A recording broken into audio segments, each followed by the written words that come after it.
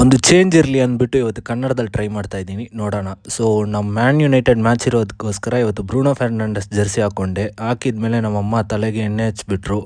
ಅದಾಗಿದ್ಮೇಲೆ ನಮ್ಮ ಸೀನಿಯರ್ ಒಬ್ಬರು ಬಂದರು. ಸೊ ಅವ್ರ ಜೊತೆ ಗಾಡಿ ಎತ್ಕೊಂಡು ಫುಟ್ಬಾಲ್ ಆಡೋಕ್ಕೆ ಹೋಗ್ಬಿಟ್ಟಿದ್ದೀವಿ. ನಾರ್ಮಲಾಗಿ ಟಚ್ಚಸ್ಸು ಯಾವಾಗಲೂ ಆಡೋ ಥರನೇ ಆಡ್ತಿದ್ವಿ. ಅವಾಗ ಒಬ್ಬರು ಬಂದುಬಿಟ್ಟು ಈ ಥರ ಹೇಳಿದ್ರು, ಬಾಲ್ ಒಂದ್ಸಲಿ ಹೊಡೆದ್ರೆ ಕೆಳಗಡೆನೇ ಬಿಡಲ್ಲ. 1 ಅವರ್ ಹಂಗೆ ಆಡ್ತಾ ಇರ್ತಾರೆ. ಇಲ್ಲಿಂದ ಹೊಡಿತಾನೆ, ಇಲ್ಲಿಂದ ಹೊಡಿತಾನೆ, ಹಿಂಗಿಂದ ಹೊಡಿತಾನೆ.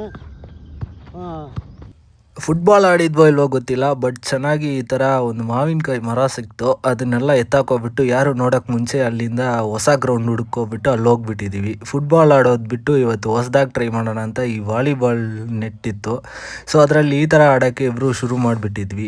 ಆಡಿದೆಲ್ಲ ಮುಗೀತು ಇವತ್ತು. ಸೊ ಹಂಗೆ ಅರುಣ್ ಐಸ್ ಕ್ರೀಮಲ್ಲಿ ಬೈಟ್ಸ್ ತಿನ್ನಬೇಕು ಅಂತ ಹುಡ್ಕಕ್ಕೆ ಸ್ಟಾರ್ಟ್ ಮಾಡಿದ್ವಿ. ಎಷ್ಟೊಂದು ದೂರ ಹೋದ್ವಿ, ಎಲ್ಲೂ ಸಿಗಿಲ್ಲ. ಲಾಸ್ಟ್ಗೆ ಈ ಥರ ಫ್ರೂಟ್ ಚಿಲ್ಲಿ ಅಂತ ಅದ್ಯಾವುದು ಸಿಕ್ತು, ಅದೆಲ್ಲ ತಿಂದ್ಬಿಟ್ಟು ನನ್ನ ಫ್ರೆಂಡ್ ಮನೆ ಹತ್ರ ಹೋಗಿದ್ವಿ. ನನ್ನ ಫ್ರೆಂಡ್ ಮಲ್ಕೊಂಡಿದ್ದ, ಬಟ್ ಅವ್ರ ಅಣ್ಣ ಇದ್ದರು. ಆ ಅಣ್ಣ ಮತ್ತು ಸುಮಂತ್ ಬ್ರೋ ಕ್ಲಾಸ್ಮೇಟ್ಸ್ ಅಂತೆ. ಸೊ 8 ಇಯರ್ಸ್ ಆದಮೇಲೆ ಮತ್ತೆ ರಿಯೂನಿಯನ್ ಆಗೋರೆ. ಅವರಿಬ್ಬರು ಮಾತಾಡ್ತಾ ಇರಲಿ ಅಂತ ನಾನು ಟಿ ವಿಯಲ್ಲಿ ಡೆಕ್ಸ್ಟರ್ ಫಸ್ಟ್ ಎಪಿಸೋಡ್ ಆಗಿಬಿಟ್ಟು ಮತ್ತೆ ನೋಡೋಕ್ಕೆ ಸ್ಟಾರ್ಟ್ ಮಾಡಿದೆ.